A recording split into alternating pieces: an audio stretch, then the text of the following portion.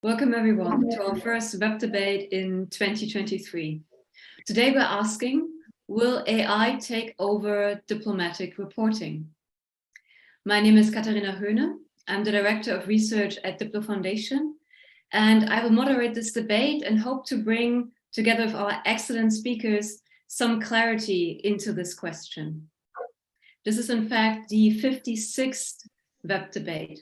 We organize these debates once a month, on the first Tuesday of the month, and also in the context of the International Forum on Diplomatic Training. And we do this to bring current issues and pressing topics regarding diplomatic practice into a conversation with practitioners, diplomats, people from outside, and especially in this kind of debate, we're bringing diplomats and technologists together. But more on that later. So as I said, this web debate is number 56. It's the first this year, but also the first in a series of debates that will focus specifically on topics around artificial intelligence and diplomacy. So we're kicking off the year with a very hot topic, but we will continue and keep the ball rolling, so to speak. So as I said, today's web debate focuses on diplomatic reporting, and reports are the lifeblood of diplomacy.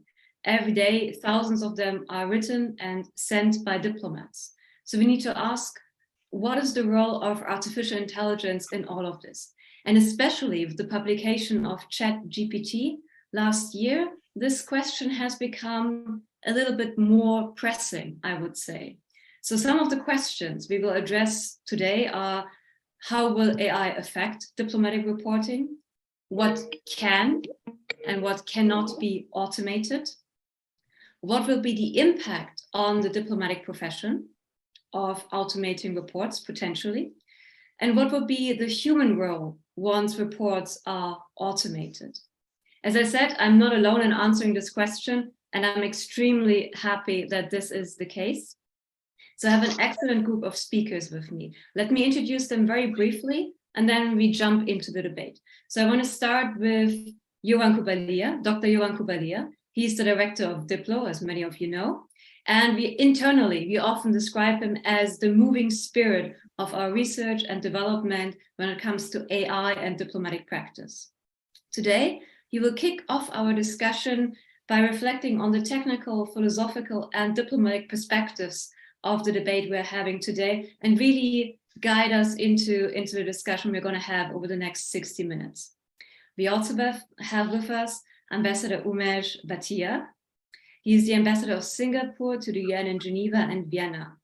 He's a practitioner, but also a great thinker on diplomacy and broader societal issues.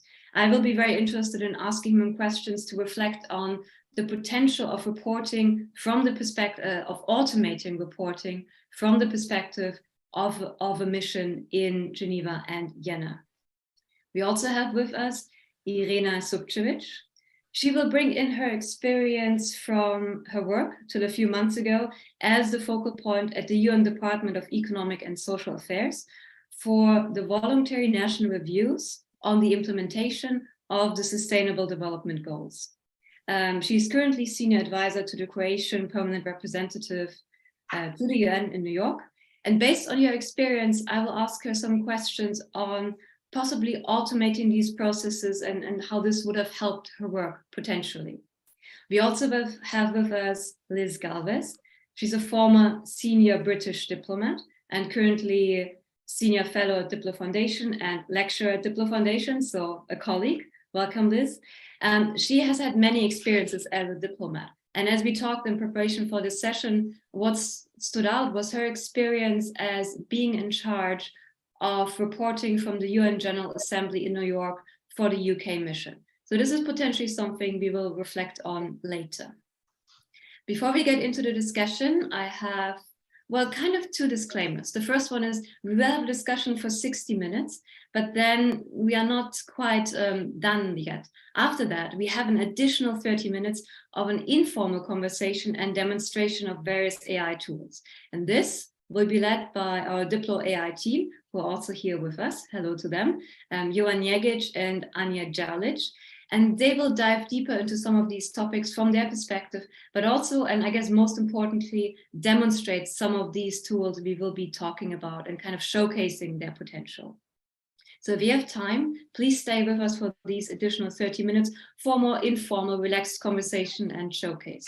The second point I wanted to make before we get into the discussion is that we are trying to make this debate as interactive as possible. I have one of my colleagues with me who keeps a keen eye on the chat. So please use the chat for your comments and questions. And then my colleague, Susanne Herring, will keep an eye on those and bring them into the discussion. So let's make it as interactive as possible. But I think, let me stop here. I think I have said enough, and I'm actually very keen to get into the discussion. So as I promised, I want to hand over to Jovan for an introduction to the topic, perhaps for also kind of steering our thinking and starting to get some points into the discussion that we can pick up later. But I'm curious what you're going to say. So over to you, Jovan. Thank you, Katarina. It's really great to be today with you and this great panel and the audience. I can see many experts and interesting people in audience, and thank you for conveying this important session, because it is, as you indicated, a crucial issue for the future of diplomatic profession. We always focus on diplomacy as negotiation, which is very important, solving the conflicts, but diplomacy is also machinery. And in the core of the diplomacy as a machinery, as organized system, is reporting. And it's not new. If you look at the history of diplomacy, you will find, starting from the ancient time, from Akhenaten and his tables, Talamarna tables, you will find the first diplomatic archives, proto-archives. But then the first diplomatic mission of Milan to Florence was established exactly to keep the archive of exchanges, reports that were sent from the Milan's envoys, Florence envoys back to Milano in the times of Renaissance city-states, 1450.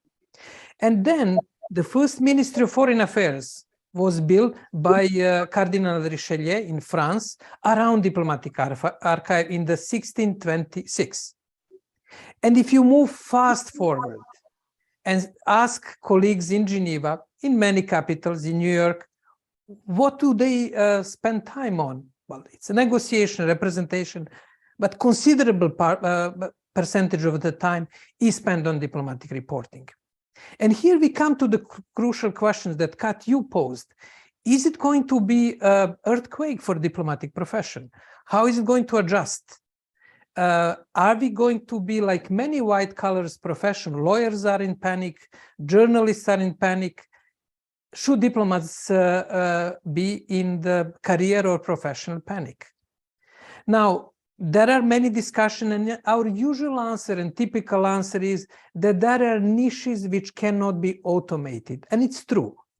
But I hope that during today's discussion, we can dig and identify those niches. And what will be, let's say, a diplomatic garden, which will be kept from the avalanche of the automation on AI. I would say it's not only the question for academic debate, it is crucial for future of diplomatic profession, diplomatic training, and other issues. I'm more optimistic about the chances that we may get it right. I hope that we'll have a better reports. I hope that they will be more focused, and that we will crystallize when I say our human thinking and reflections on issues around us, and ultimately contribute to the peace and more harmonious relations in the world, which today we are not at the best as a generation, as a profession, given the numerous conflicts worldwide and tensions. Therefore, this is the context, historical one, current, and real challenge for diplomacy as a profession. Over to you, Kat.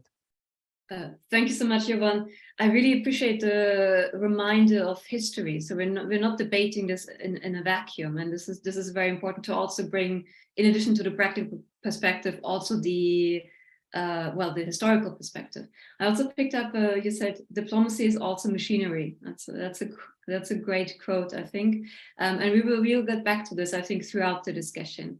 But in order to take the next step and get a bit deeper, I want to go to the Ambassador Batia, Umesh, if I may. So I already mentioned you are the permanent representative of Singapore to Geneva and Vienna. And this is exactly where I want to kind of hook into with my first question, which is from that perspective of the head of a mission. How do you feel about automation? What reports could possibly be automated by AI, and what should firmly remain in the human realm if we go so far and speculate about that? So I'm interested to hear what you're going to say. Please, over to you. Thank you very much, Katerina, for this invitation. I'm very honored to be on this panel with Jovan, Irina, and Liz, and I look forward to hearing their views and learning more.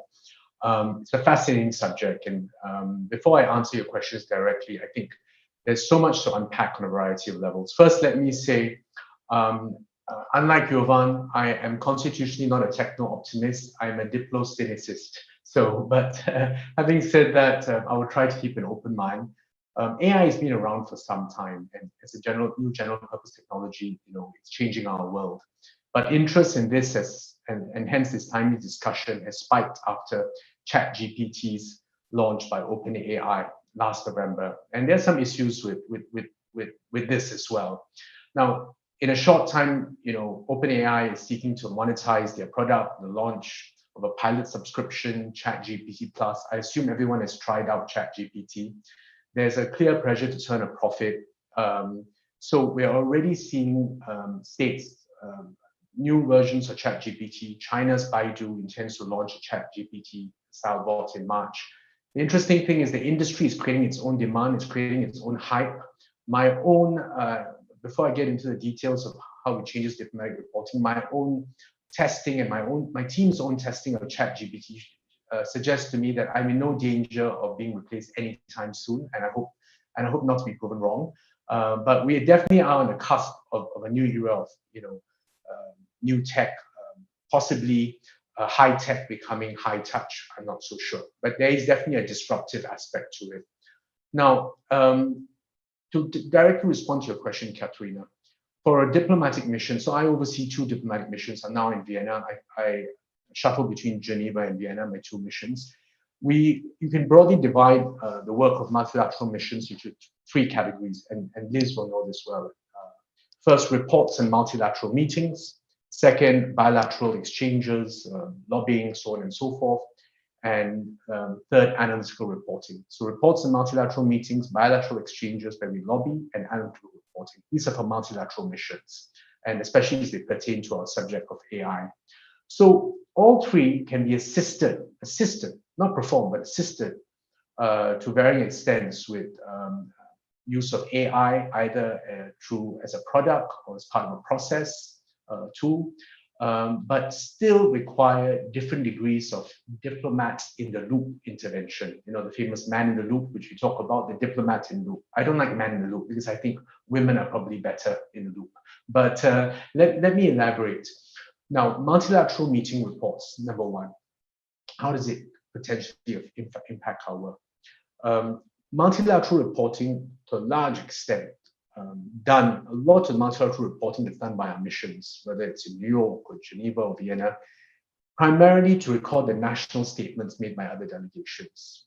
Many of the times, much of the national statements restate established positions, unless it's a new specific crisis event like emergency or a war.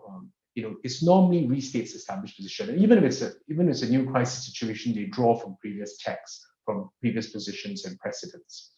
Now, in this case, I can envisage an AI tool which acts as a meeting assistant using natural language processing, NLP, such as Fireflies or Otter, can be used to record and transcribe speeches. And that's helpful because it really sort of saves time, especially with small missions.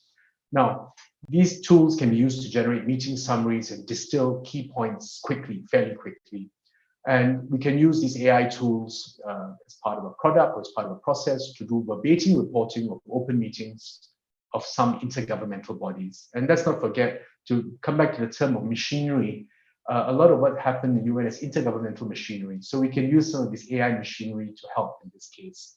And it's done to some extent in UNGA and UNSC and First Committee already in New York for verbatim reporting. So it could help tremendously and save on resources. So it could be efficient, it could be time saving, as I said, for small delegations. But clearly, we still need diplomat in the loop intervention to attribute statements, to check, ensure recording accuracy, so on and so forth. And often, sometimes as well, to make sure there are no political sensitivities, because in certain languages, some words sound the same, and it could be very highly sensitive. I know from personal experience in New York that once there were two delegations in the Middle East talking about a particular issue, and when they talked about exchange of secrets in Arabic, exchange of secrets sounds like exchange of prisoners of war. So sometimes you need to check as well, because if it's transcribed, you could need to have a diplomatic furore. So that's very important always, to make sure you have diplomat in the loop, someone who has the political know to check this. This is crucial, because just as in translation of resolution between languages can lead to diplomatic issues like resolution 242. Sometimes when on the Middle East, sometimes when we interpret also or we transcribe, there could also be sensitivities. So that's not to be taken for granted. Number two, very quickly, bilateral lobbying, one of the key bread and butter staple issues for multilateral missions. So you're lobbying another mission to support you on a particular issue of concern, and you're trying to build an alliance of like-minded states around a certain issue. So for this, I can envisage tools like Jasper or Textio, which help to fine-tune talking points, weed out certain bias, help with aid memoirs, support bids for candidatures or issue-based lobbying. Textio, Jasper, this potentially can be used. So I can also see certain AI tools like word-tune spices. In today's New York Times, we have an article about how for writing, AI can be an assistant but cannot write. And there's an interesting article, I think, by Brian Chu, and he talks about this word-tune spices and writer, two new AI tools with comms, content generation templates, editing facilities that can enhance lobbying pitches by seeding words, cutting down words, helping to give you options to sort of like, or phrases which can score higher based on clear and effective communication. And you need that as well to be more effective.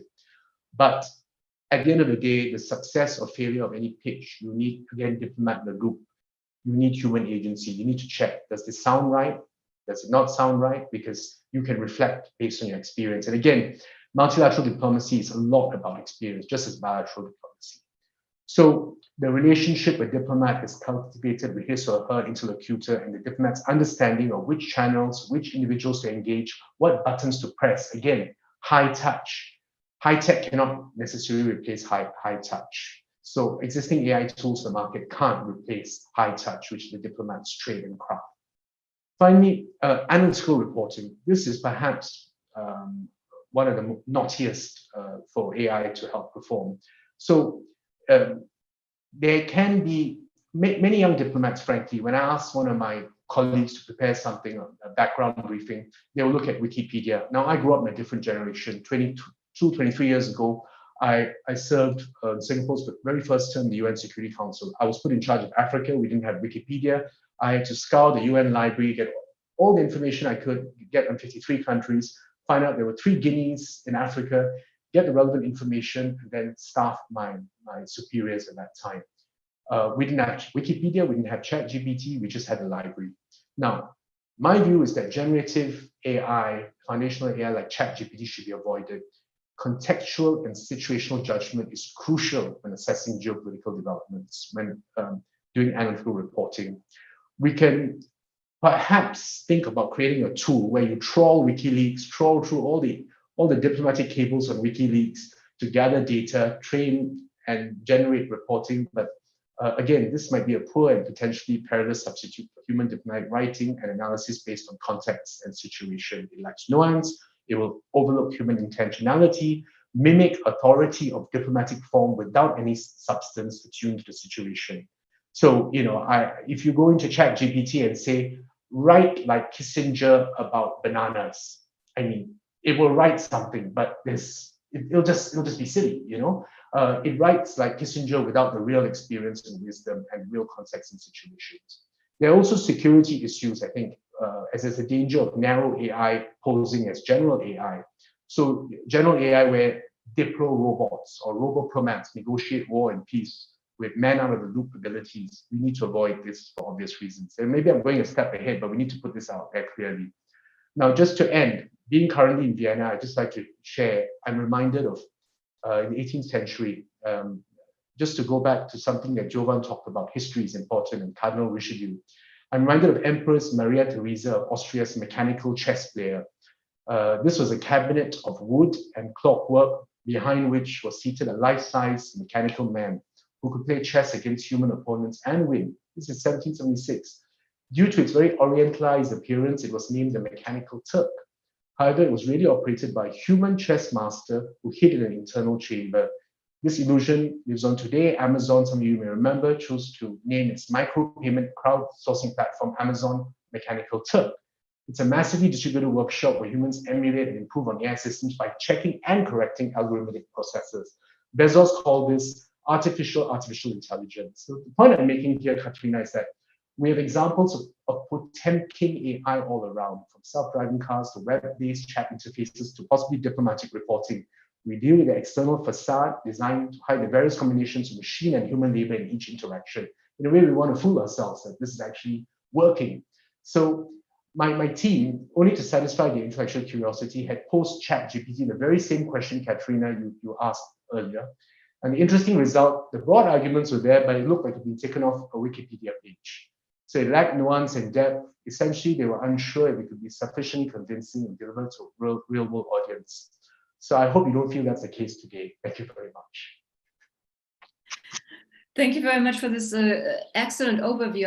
I think what your intervention makes really clear that we're very quickly moving on from the question, will AI replace diplomats, to a much more substantive and concrete discussion, which basically looks at what aspects might be automated, to what extent, with what consequences, with what implications for working diplomats.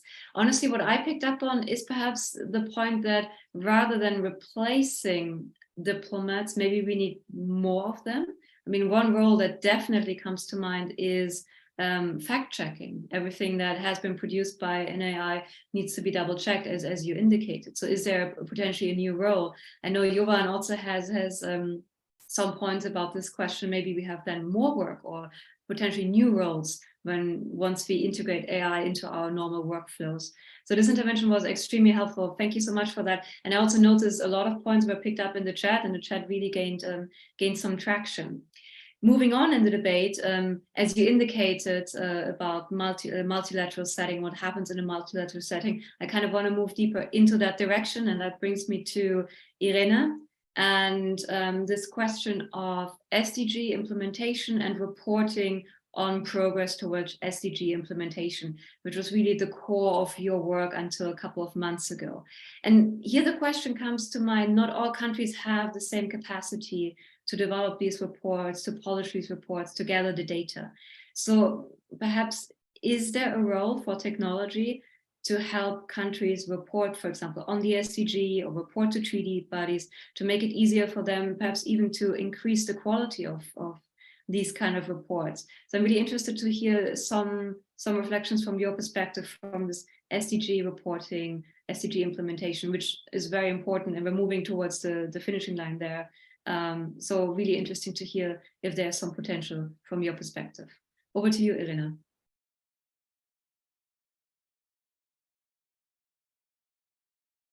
Thank you. I have unmuted myself. Do you hear me now, right? Yes, really well. Good. Okay, well, thank you so much, and thank you for this question. And you will see when I talk about what you just asked me, it will be very much in line of what we have just heard and on the comments that I have seen in the chat. So first of all, really thank you for this opportunity and for the invitation. But also now going into the contextualization that the ambassador just talked about, is to just remind us of the voluntary national reviews, which is about the SDG national reporting, and what they are, and on what principles they are, what are the principles guiding them. So they started in 2016, and of course the aim is to review the 2030 Agenda for Sustainable Development and the SDGs. And the principles that guide them are that they are voluntary and country-led. They should track progress, identify achievements as well as gaps, mobilize means of implementation and partnerships, identify solutions, be underpinned by high-quality disaggregated data, be open, inclusive, participatory, and transparent for all people, be people-centered, gender-sensitive, respect human rights, and have a particular focus on those furthest behind. They will build on existing platforms and processes, avoid duplication, and respond to national circumstances, capacities, needs, and priorities. They will evolve over time, taking into account emerging issues and the development of new methodologies, and will minimize the reporting burden on national administrations. So since 2016, when VNR started, 284 VNRs were presented from 197 countries. So it's a really huge number, which shows that countries do want to show what they are doing at the national level. And also the quality of report is becoming better and the presentations much more realistic and more underpinned by data. So in my view, the most relevant principle for AI is the one which says that VNRs will build on existing platforms and processes, avoid duplication, evolve over time, taking into account emerging issues and the development of new methodologies, and will minimize the reporting burden on national administrations. And this goes along with your question, Katerina, that not all countries have capacity. So the reporting burden, minimizing this reporting burden is very important. So we all know the Sustainable Development Goals are interlinked and integrated set of goals, taking account of all three dimensions of sustainable development: economic, social, environmental. And this means that working in silos is not conducive to SDG implementation. Therefore, AI can be an excellent way to centralize data, policies, recommendations from different processes that can be available to anyone. AI has a possibility to search a huge number of databases, information, sources, and synthesize this in such a way that it can be easily used and can minimize errors. It can analyze data and provide trends, so it will be easier to see how something done in one sector can benefit or not something done in another sector. It can easily measure, for example, tons of plastics and microplastics that are dumped into oceans and rivers. So would it be easier to prepare reports with AI? That's the question. Absolutely. Can an AI produce a report better than a human would? Depends.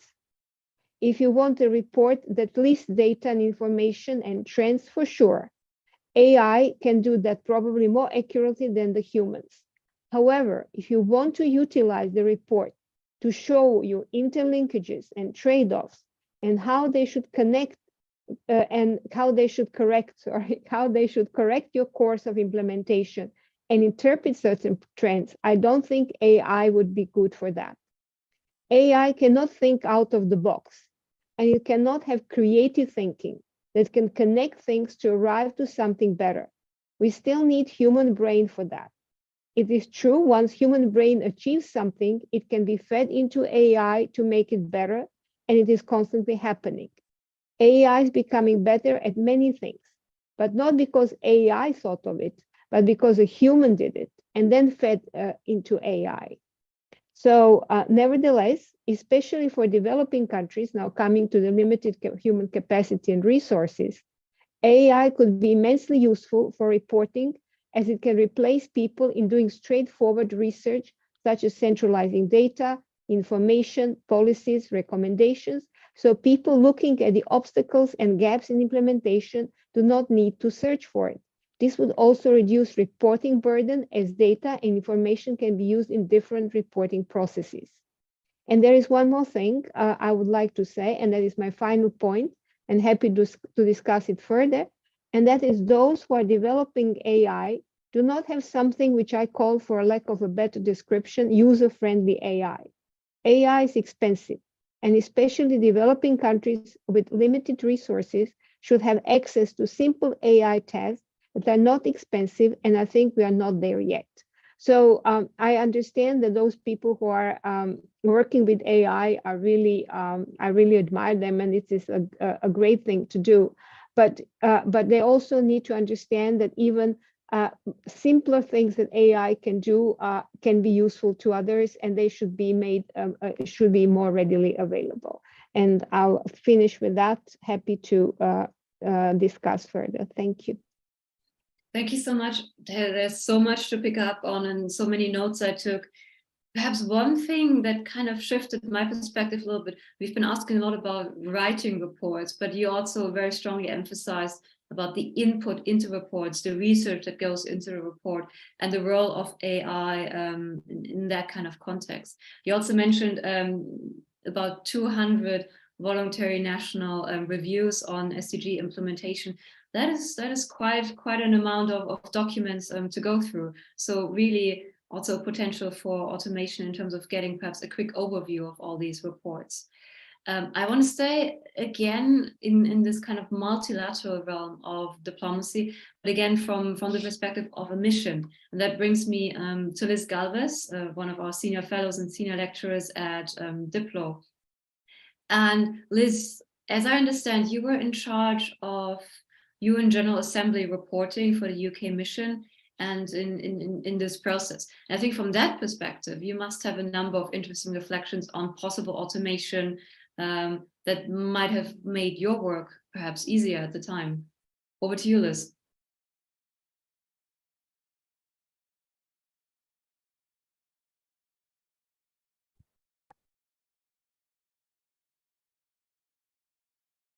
I was in charge of the reporting of the general debate, not the whole of the General Assembly, because I had my own committee as well.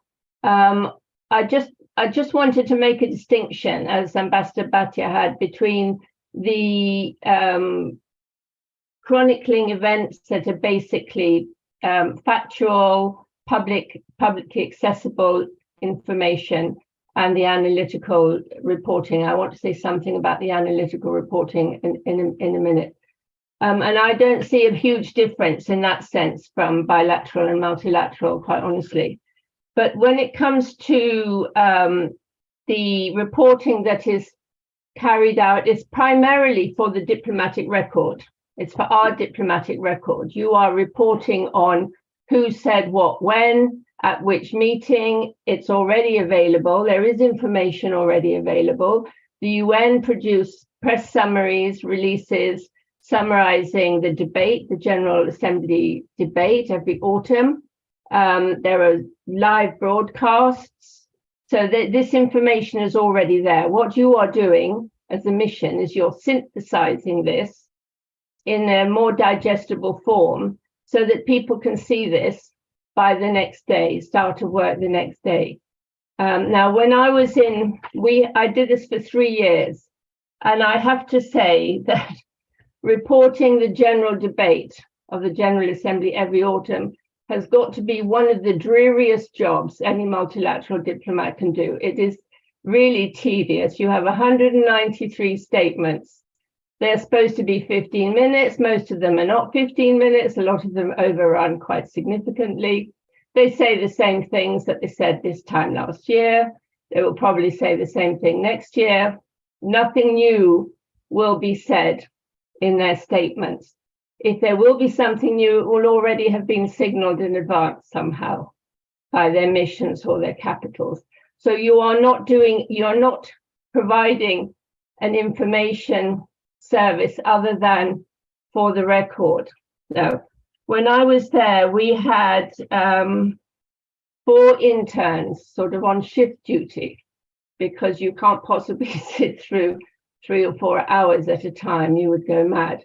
But we then determined that the easiest way to report was to produce a table on Excel according to theme, and we would list the countries that mentioned those themes.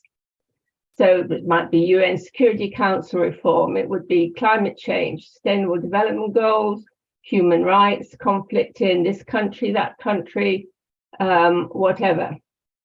Now, I can see that there might be a role for AI in taking some of that burden away, because, but whether they have the able to do that in a timely way, that's another question. We would have to have our reports done by the end of each working day and on the desk in London the following morning.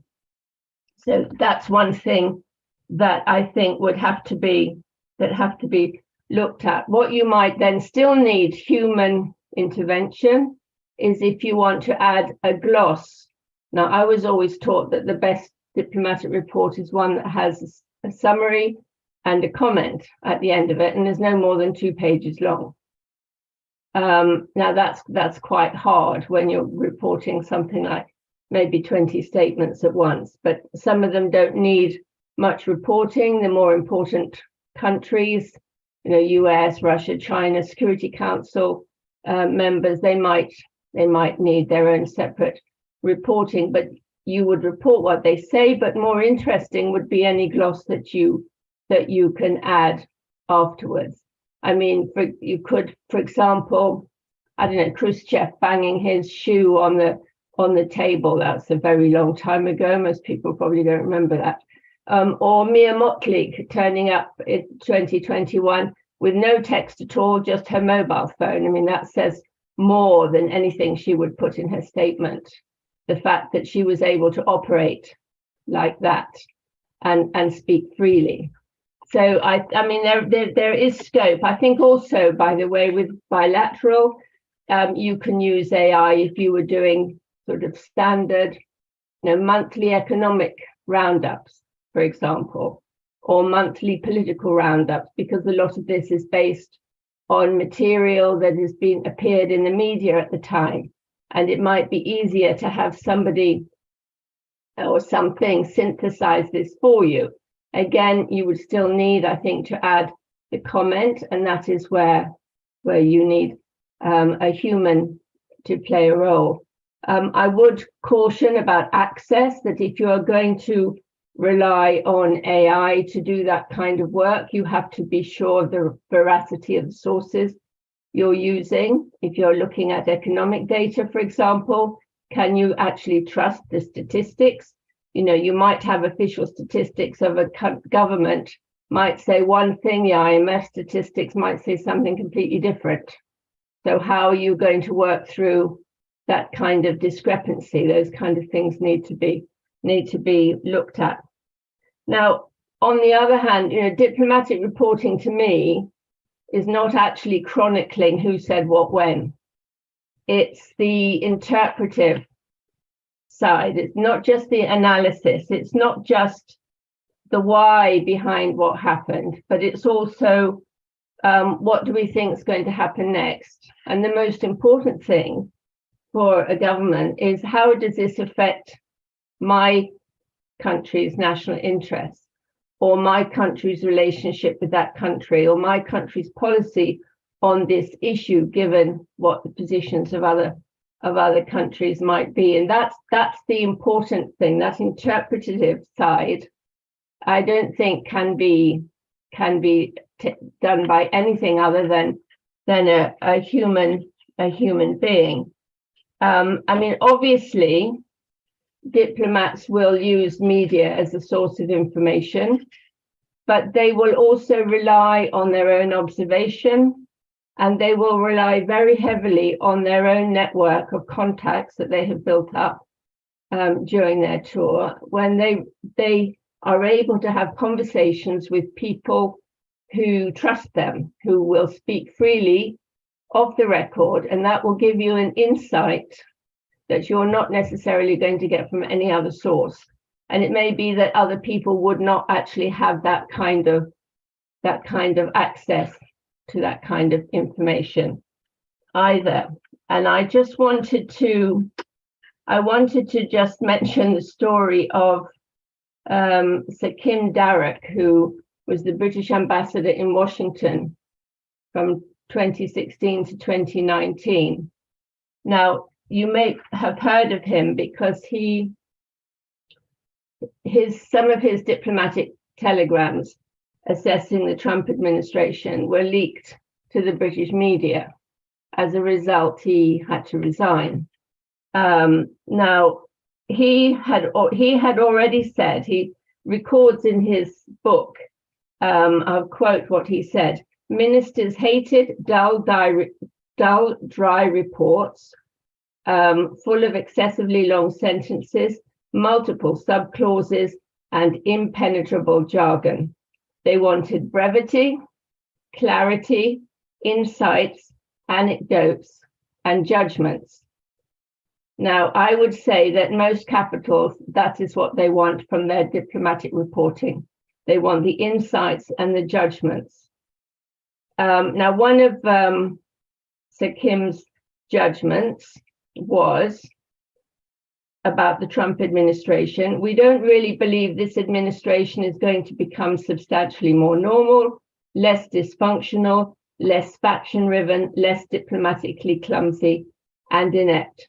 Well, as you can imagine, that was ill received, and the president's response via Twitter, of course, was to state, "We will no longer deal with this ambassador." Now, that kind of reporting is essential for a capital. I can't see any circumstances where AI would ever be able to produce that kind of analysis, because it is based on human interaction and connections, and it is based on political judgment. So while there may be scope when it's confined to factually open meetings, then it may be possible to create the kind of algorithms that can be useful. But for what is really what I think is the lifeblood of diplomatic reporting, I remain to be convinced. I just want to make a comment about the tool for transcribing verbatim statements at the UN. I have to question, do we really need this when all these statements from public meetings are already available on UN TV, for example? Is it still necessary to have verbatim records? I know that when I was at the UN, we got rid of UN verbatim records because they were a terrible waste of time. Maybe with AI, they could be reinstituted, but who actually uses these verbatim transcripts? That's what I would question. And what you have to do as a diplomat is listen to something and be able to synthesize and pick out immediately what are the key facts. You don't want to be plowing through 10 pages of speech to get there. And that's I think what this kind of tool, it just encourages that type of function. I'll stop there. Thank you so much. I'm extremely appreciative of the example you gave from the UK of a diplomatic report that was definitely not written by AI, and that, as you said, and I tend to agree, let's see what everyone else thinks, could not have been written by AI. So I really appreciate that example. Well, one quick fun point, within the GPT-3, GPT 3.5 and ChatGPT function, there is a function of where you can enter a text and then you can say, explain this to a 5-year-old. Perhaps a function of explain this to my minister would be a very useful diplomatic tool, but let's see how we get there. We had quite often extremely interesting discussions, so many rich points from our speakers, so many interesting points from all the experts we have gathered in the room. In Zoom here, I've been following the comments and questions. It's been extremely active. Thank you so much for that. And that's also why I feel like I urgently need to turn to my colleague, Sue-Sonja Herring, for those who have not followed the chat here in Zoom in detail, to get a bit of an idea what's been happening there. Just a very quick summary. And perhaps, Sue-Sonja, if you can pull 1 or 2 questions out from all of this that we should definitely look into as we keep discussing here with our speakers. Over to you, Sue-Sonja. Thank you, Kat. And as you said, indeed, there's been very interesting discussions, and also the use of Zoom Chat's new feature where you can actually reply to people, which made it a bit harder to follow, but much more interesting discussion. So first, I'll talk about the general discussions. We kind of started with, okay, so whether intelligence, I mean, AI or human intelligence is better, and the general consensus was each of them have their own place, but for non-public and sensitive information and sensitive discussions and negotiations, quite a few of our participants stated that that shouldn't be left to AI. And another thing was certain things can be left to AI, but there has to be human oversight, or at the very end, humans need to take over to finalize things. That was another point that was generally agreed upon.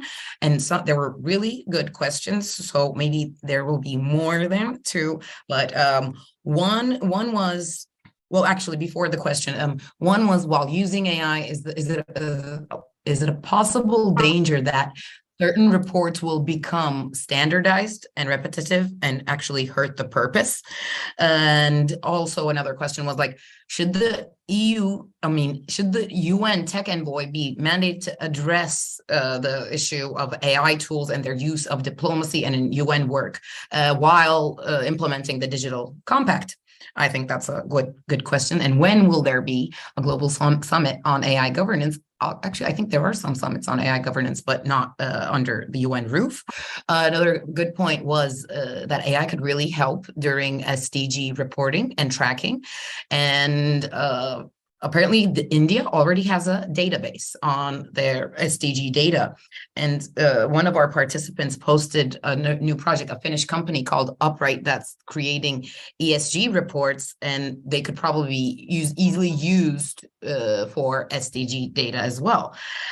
So, and a few more questions where perhaps another best use for AI would be to prepare draft resolutions or even draft convention texts as a basis for multilateral negotiations. And it was kind of agreed that that would be a good use, since they tend to be, they tend to follow a certain pattern. And then the most important parts are the nuances, which could be later added by the human perspective.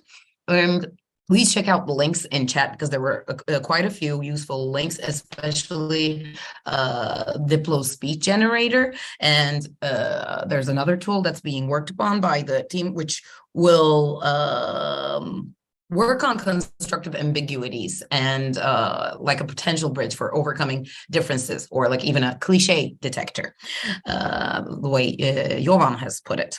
So I think these were the main points. Yes, back to you, Kat. Thank you, Jill. Just to be clear, so we have one question you would like to answer on preparing draft resolutions in a multilateral context. Any other question that we should definitely look into, in a concise summary? Well, yeah, would that be a good idea? Would it be a good idea to use it for SDG reporting and tracking? And should the digital compact focus on use of AI tools? Could be another question to answer. Okay, thank you so much. Looking at the time, we have about 12 minutes left for this official part of the discussion. Of course, then another half an hour of informal chat and showcase. This is not a lot of time, 12 minutes, and we already have a lot of amazing points. So with the questions highlighted by Sonia in mind, and also with everything we have heard in the discussion so far, I think the best way to proceed is to go back to each speaker for a quick comment, reflection, anything that came up during the discussion, and if you want to answer specifically to these kind of questions. I would go again in the same order, if I may, and yeah, just give you the floor to kind of add to the discussion we already had, any reflections and thoughts that came up as you were listening to the others, as you were looking at the chat. So that brings me back to Jovan. I'm sure there's a lot to be said, so I'm interested to hear what you're going to pick and what you're going to bring into the discussion. Well, Kat, we managed to unpack this general statement that, well, AI is coming, but we need humans and AI. That's fine. It's basically what, but we managed with the Umej in other presentation to go deeper into what it exactly means. Can AI draft the resolution? It can, not ChatGPT, not OpenAI, not generic AI, but AI which is prepared for specific field. Like, for example, we have this speech generator, which we developed over almost 5 years by analyzing open-ended working group and UNGG. Therefore, it is a customized AI, and that will be possibly, most likely, future customized AI for SDG, where you put you create taxonomy, you put all documents, reports, and identify patterns. This is definitely realistic.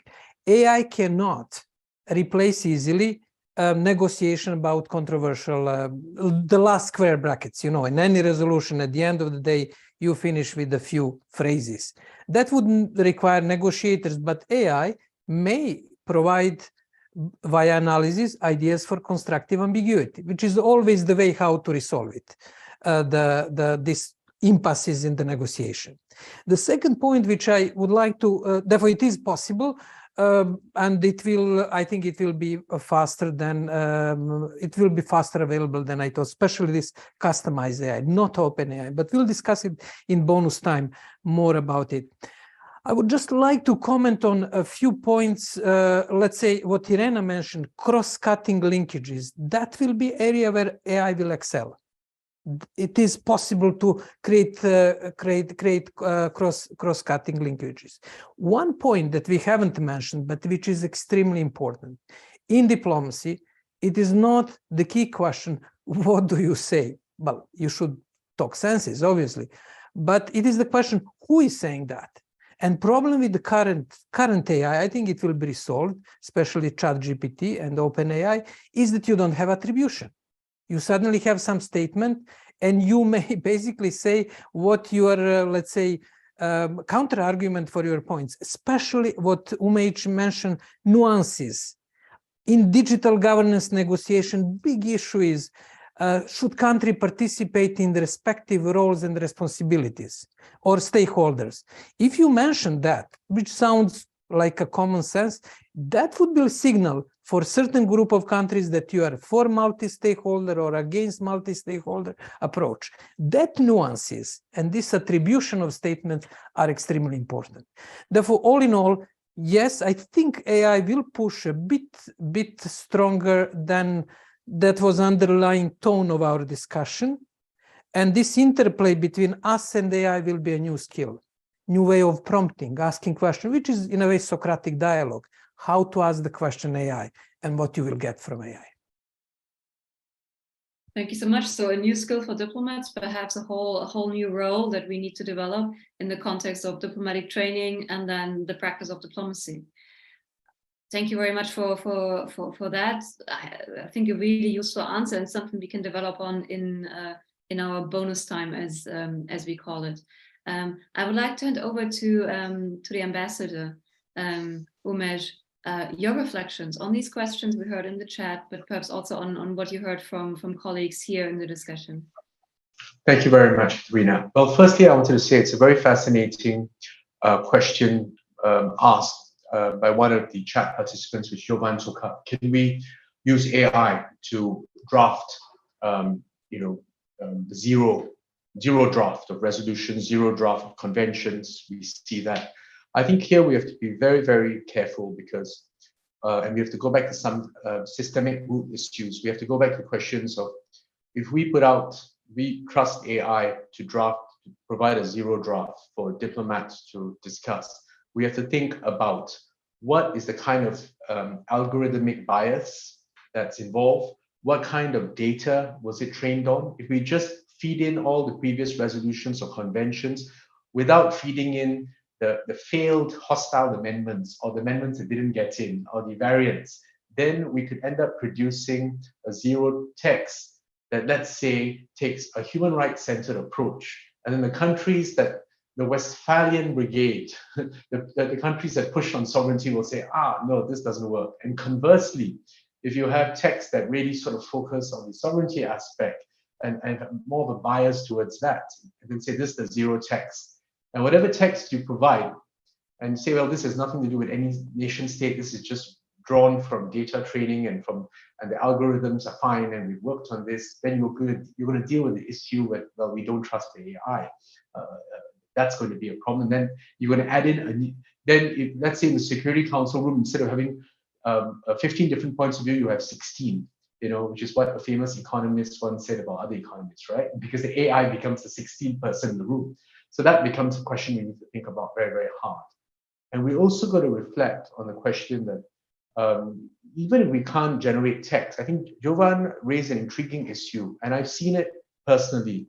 I've sat in the Security Council informal consultations many years ago, and in this informal consultations, it's hot, you're tired, you're trying to pour through a text, you're trying to find a solution, and sometimes you're stuck.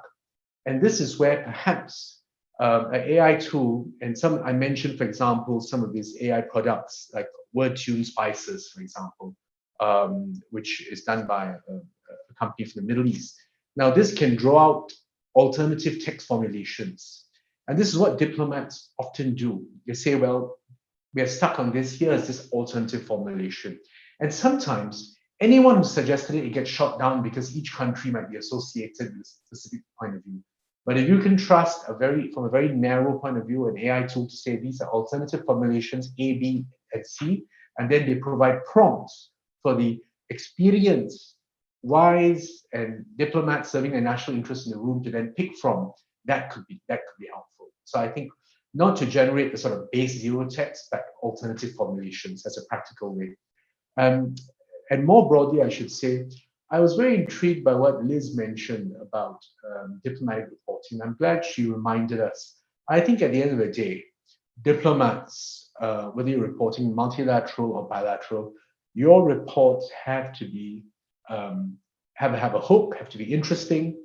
And Katrina, what you said, if you can have a function to say, explain this to a minister. Now, just to bring those two perspectives together, when you're trying to make your report interesting, you're trying to grab the interest of harried, very overbusy officials who have to read reports from many, many stations and then process it to the minister sometimes. And you hope that it gets processed up because you think it's something important. Sometimes well-written reports that might not have a lot to say sometimes get pushed up because they're well-written. And poorly written reports that have something very important to say buried in them are sometimes ignored. So that's an issue to think about. And if AI can be used to sort of like streamline and say, well, produce something where you have a gloss executive summary and not a comment, because that requires political judgment. And judgment is very important, but some kind of summary, that's very useful. And your point about explaining something to the minister, often bureaucrats and diplomats, we have this joke, we say it's the on one hand and on the other hand, and we don't want to commit because we basically want to see where the wind blows. That's the usual cliche, and that happens far too often. But judgment, and that's where serious diplomacy is about saying you have to make the call, you have to speak truth to power, because that's the only way for the decision maker to be able to then make the right decision in possibly a time-pressed situation. And then no AI, no data algorithms can replace the sort of like human touch, the human trust, and the fact that when you speak to someone, 80% of the signals is nonverbal. Thank you so much. A really interesting comment, and I think a nice link back to this question of diplomatic gloss and the human touch, as you say. Irena, over to you for final comments and reflections. Thank you, and I fully agree, because anything that can be done with algorithms that the AIs are fed with, that can be done by AI. But really, having this kind of the judgment that the human brain can do cannot be replaced by AI. And I remember when I was training to be a diplomat and was a young junior diplomat. I always remember what my older colleagues told me. They said, if I want to see what's happening, at that time there was not as much going on UN TV, but you had verbatim records. He said, I can read the verbatim records. I don't need that to be reproduced. So what you need to do is really to analyze and to give your own judgment. and that cannot be done by AI. But all these other things which can then kind of, what I see AI as freeing a diplomat to do things that the AI cannot do for them. It's almost like, when we think about other things that, I don't know, like very simple things, like you have a washing machine or a dishwasher, so you don't have to do it yourself, and then you have free time for something else to occupy yourself with. So the same thing for diplomats. So there is a lot of tedious things that, and I always, and I completely understand what Liz is talking about, because I also did a lot of these general debate things and everything. So I can very well relate to that. So all these things that can be done in a better way by an AI, in a linear way, then that's fine, and it should be done, which then leaves diplomats and any other person, if you are talking about SDG reporting in country or anything like that, to really do what the AI cannot do. So I would delegate anything that AI can do well to the AI, and that's really good. And that was my point, that the AI should be more user-friendly and more readily available, especially for developing countries, because it's expensive.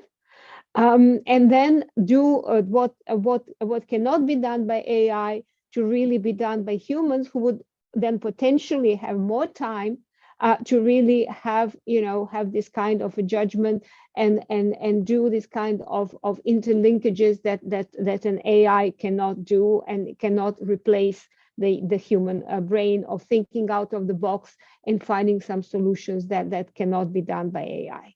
Thank you. Thank you so much. And then very final words, over to Liz. The floor is yours.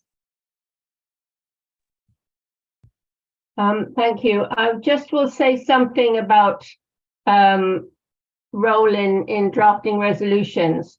At the moment, the secretariats are normally responsible for producing the long list of resolutions that might have some relevance to what you're discussing on that particular day.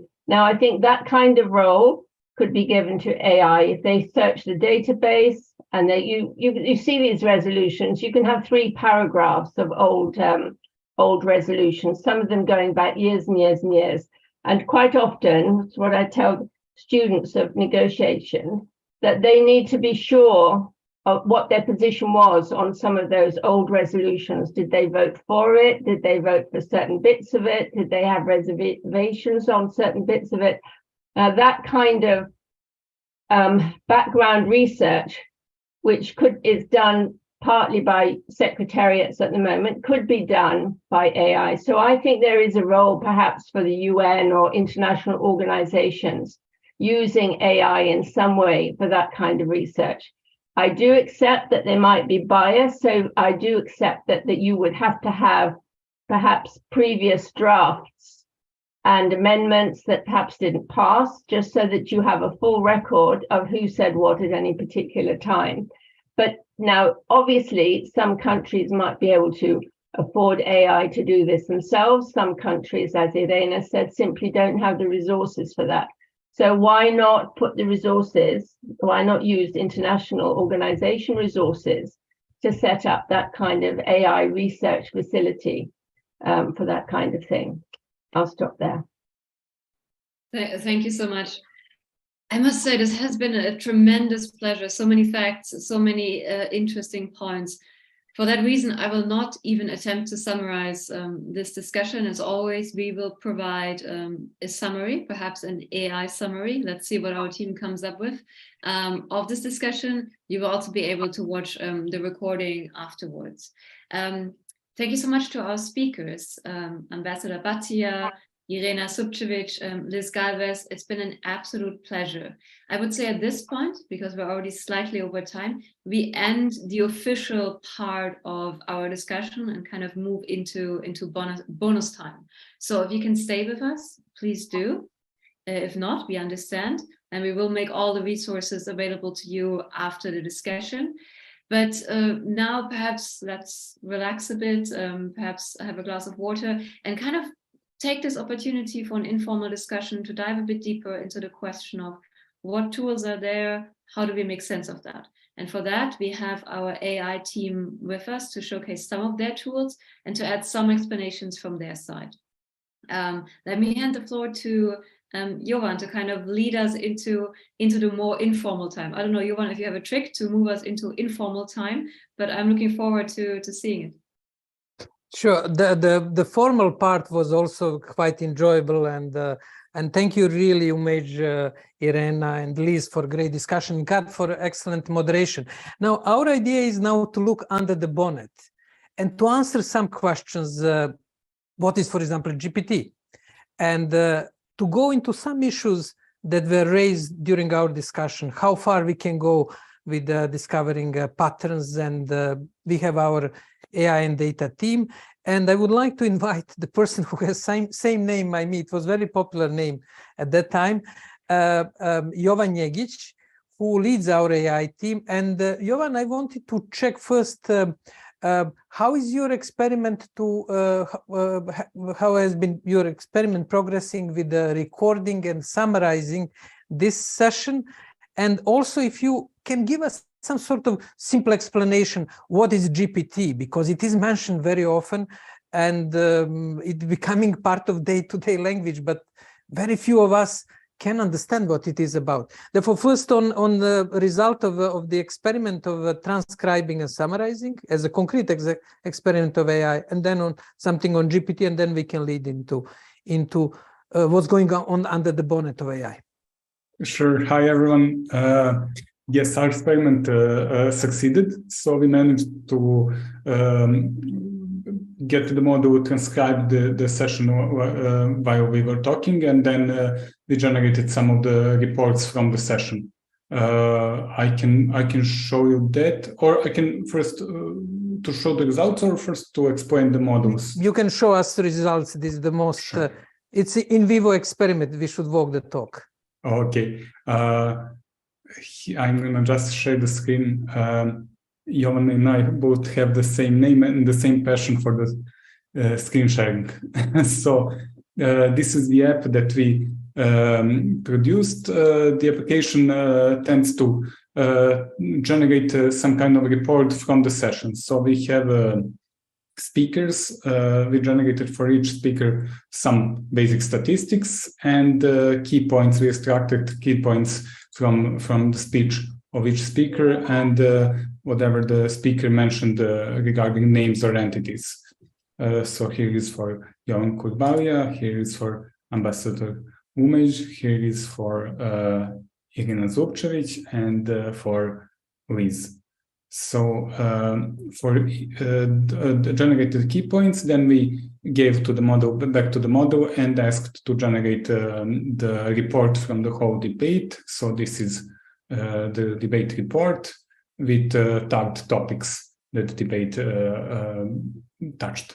But I have to say that is generated by AI, and everything has to be taken with some care, because there are things that maybe AI can produce which did not happen into the text. So that's why we put everywhere a reliability score. So we should know that some texts should be checked more thoroughly.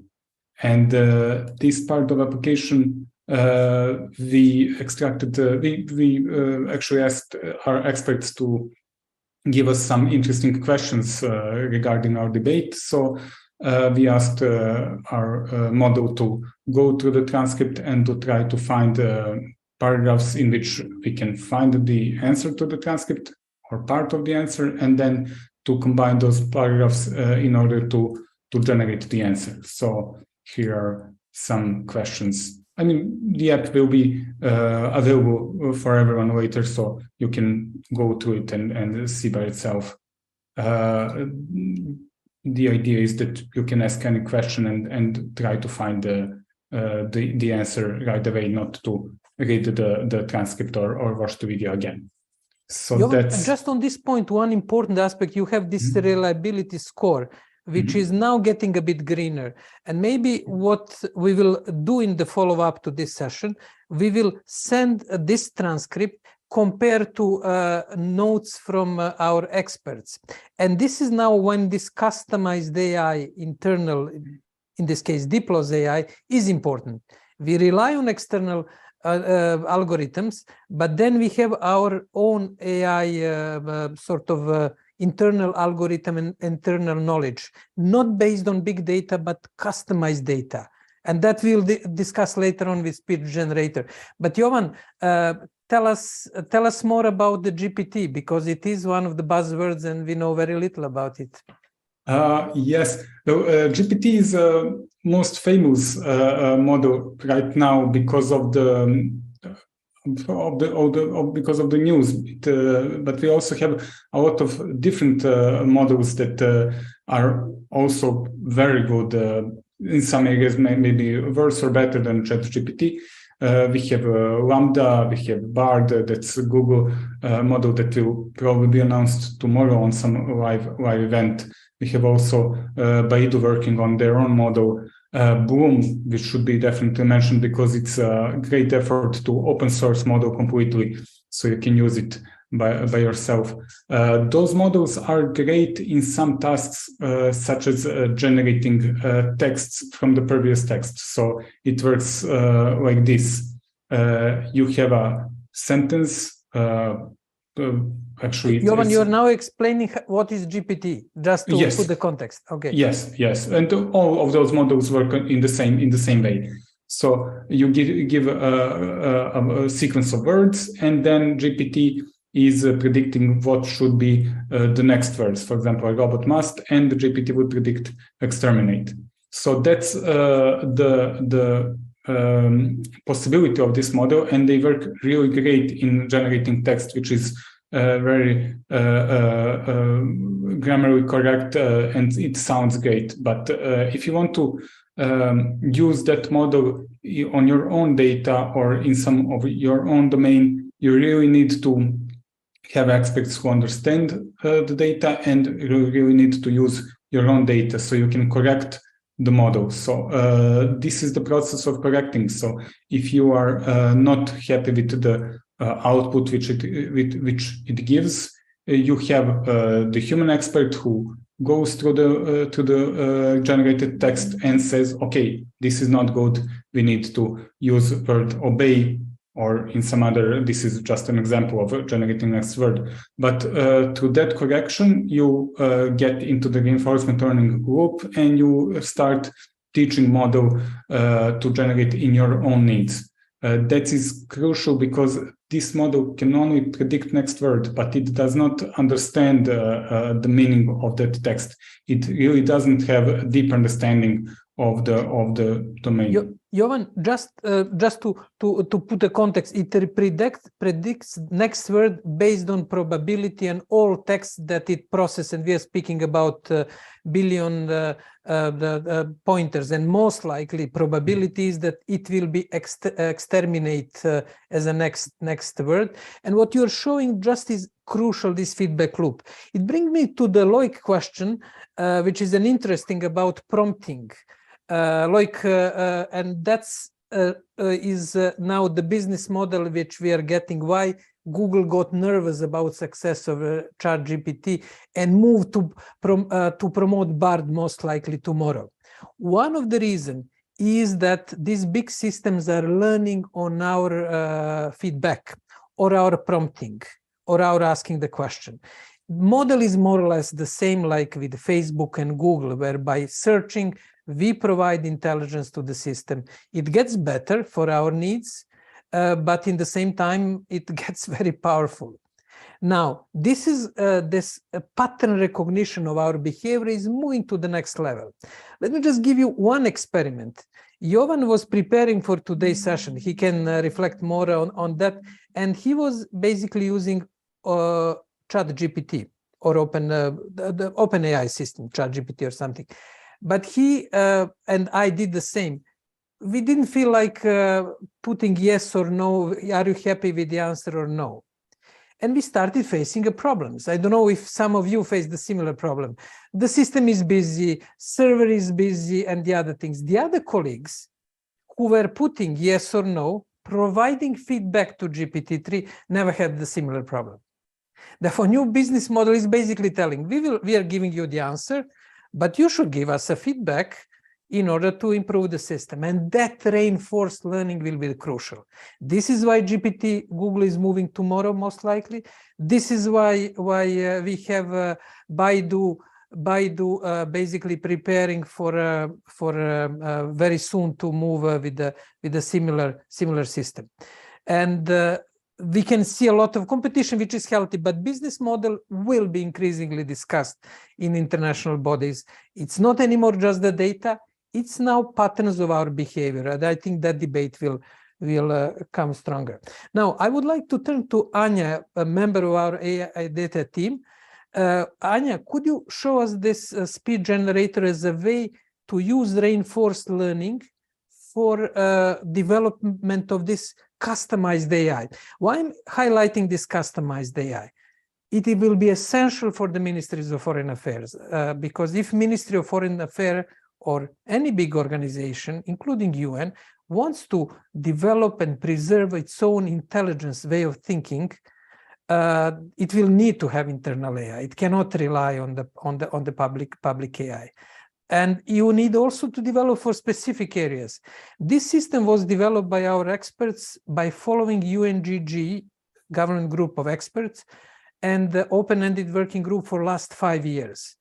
What Liz mentioned, by having literally Excel table, but then developing our AI algorithms, and Anya will show how it works in practice. You can choose some of the typical issues that we are identified. Anya, over to you. Yeah, thank you.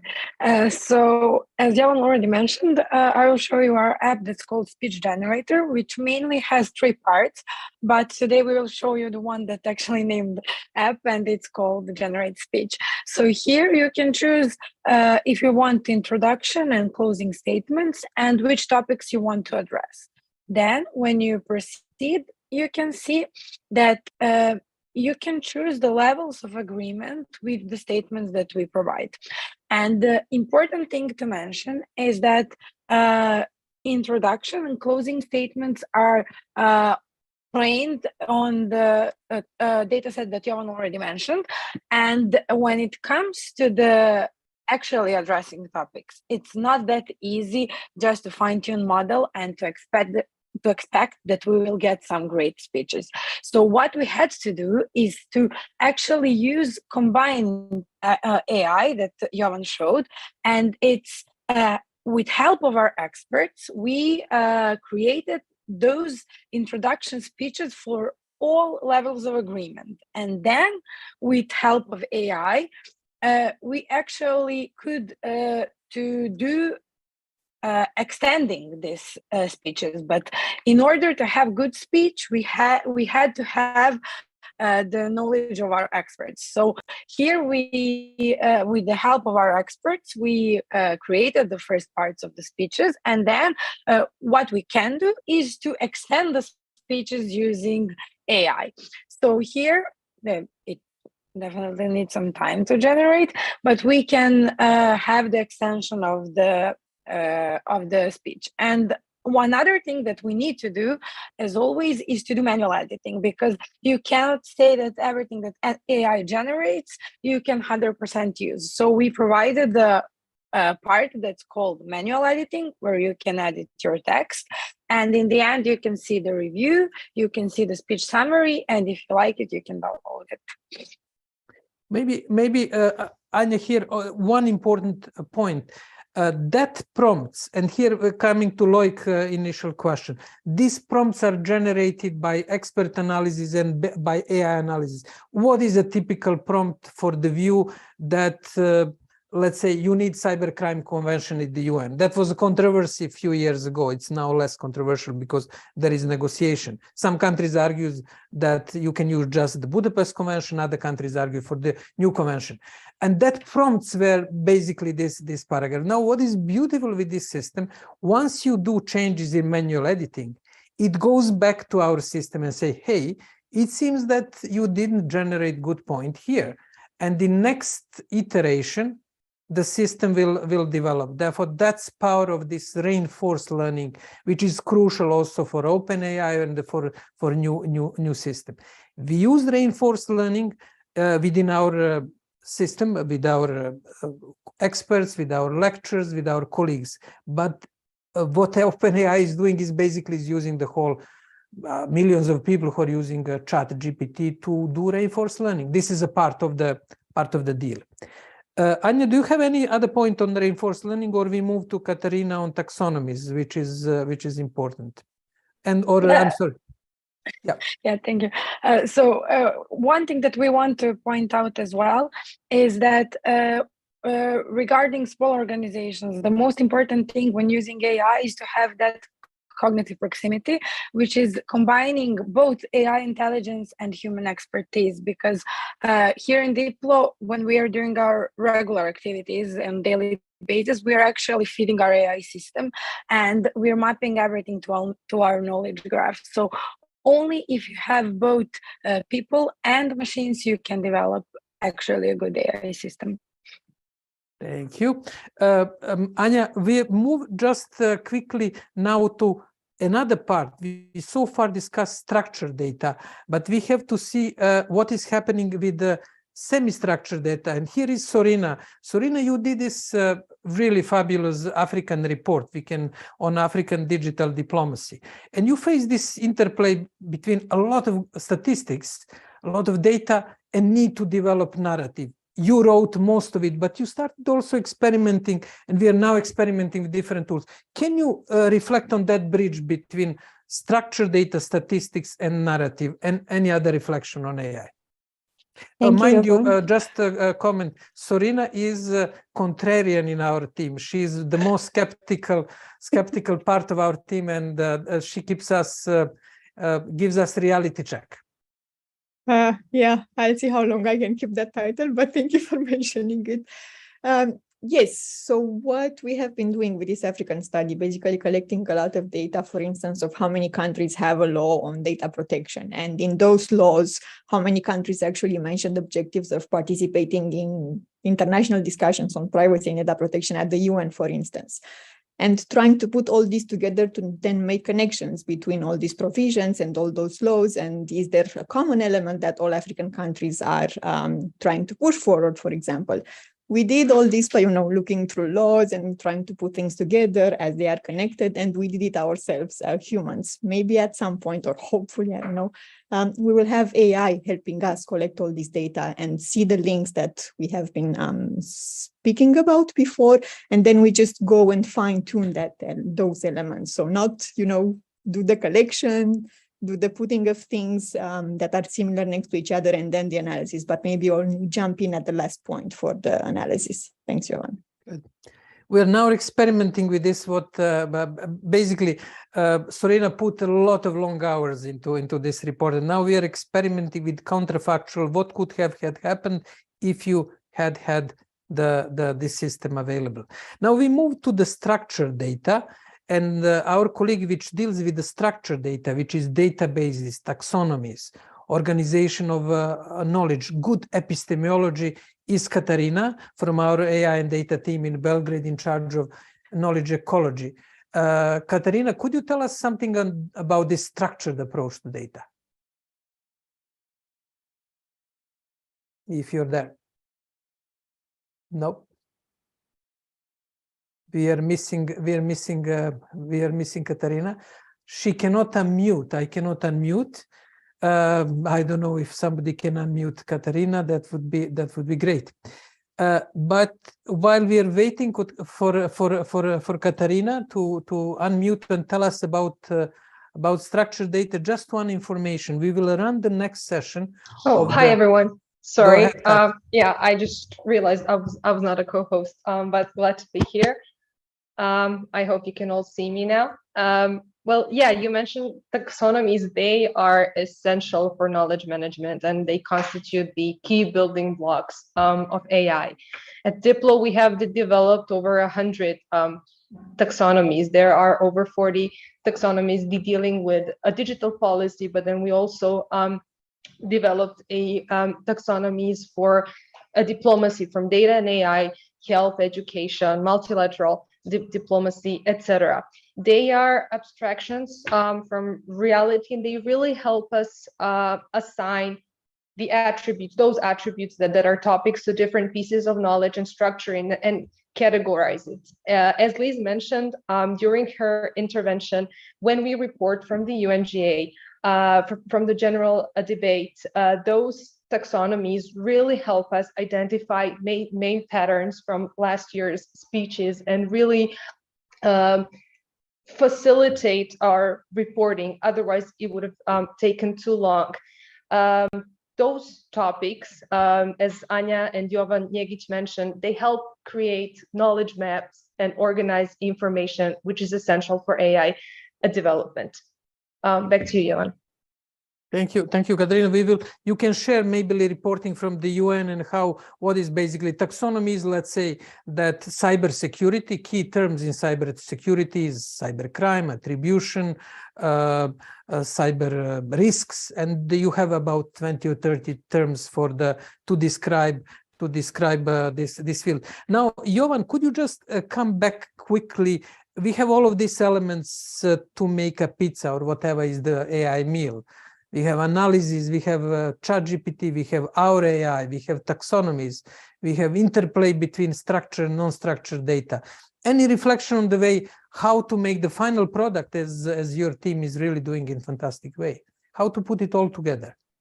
The crucial is that interplay between experts in the organization and the AI experts, because AI will not replace diplomats, or I don't believe that will happen, but probably diplomats who are handy with AI will replace some diplomats who are not handy with AI. So they will probably need, we can ask AI to generate some report, and that report can be generated to some extent. But after that, we really need experts to give a feedback and to edit it, and because the expert is the only guy in the team who really understands what happens behind the text. AI does not understand what happens there. So that's the most important part. Feedback from the expert, and then AI experts who can use it to first to choose the adequate model, then to go to reinforcement learning group and to improve the model to be able to generate adequate text. Thank you, Jovan, for putting all together. It's a really quick glimpse of a really fascinating team work that you do. Mind you, in my work, day-to-day work, is probably the most interesting aspect. And we come to the niche for the humans. My colleague, Dr. Stephanie Borpsaila, based in Malta, is leading the project which we called Let Make Words Dance. And she's trying to, with a group of editors, to find that niche where AI cannot generate as good text as the humans do. Steph, what are the chances, and could you give us your reflection on that, preserving some garden where AI cannot get into, and then we can preserve some sort of our niche, human niche? Thank you, Jovan. Yes, definitely. Humans will still have that niche, and it is linked mainly to the creative side when it comes to storytelling. It's a little bit like what Liz mentioned when she said AI cannot replicate certain parts of the diplomatic reporting. So there's the interpretative aspect of reporting because it's based on human interaction, it's based on political judgment. And it is in this sense also that in storytelling and in developing narratives, there is strong competition by AI, but there is a niche for human creativity which AI cannot replicate, at least not anytime soon. I like comparing what we're seeing with AI to the calculator, for instance. Calculator is helping people with maths, and AI will become eventually like a calculator to us, right? It will help us with the mathematics, but it will not replace the certain certain level of analytical thinking that we would need. And it's precisely what we're doing at Diplo. So developing these creative skills among our experts, our staff members, lecturers, etc., while at the same time experimenting how AI can assist us in the same way as a calculator assists the mathematicians. Last point, I would say, so AI will not replace this level of human creativeness, but at the same time, the people who know how to use AI will have an advantage over the people who do not know how to use these tools. So it's a sort of an invitation, I think, at this stage for everyone to really test and experiment with the tools that are coming out there. Over, back to you, Ivan. Thank you, Steph. Thank you to our AI team, to Jovan, Anja, Katarina Bojovic, Katarina Hone for organizing all of this discussion, Sorina, and many other colleagues who are part of this really unique experiment. I can tell you, it is important work. We produce a lot, but it is also fun. It's discovery. It brings what is probably the best in humans, the question of curiosity. Thank you for joining us on this journey. We are continuing this journey. We'll send the updates on some tools that we develop, but on 7th of March, we are going to host session discussing negotiations and AI. What are the possibility to use AI to, we started already draft the text, but also resolve different positions, and what are limitations. Keep in mind that Diplo's approach is always to anchor the technology into the core values of humanity. Therefore, our key approach is to keep the core role of the humans, but we cannot do it without understanding technology. And this is why we are advancing in the technologies in order to ensure the human key role and the key role for humanity and core values that are enshrined in our legal documents, the religious, and the general values of the humanity, which includes, among other things, creativity, innovation, and curiosity. Thank you for joining us on this journey. If not before, see you on the 7th of March at the same time to discuss AI negotiations. All the best. Bye-bye.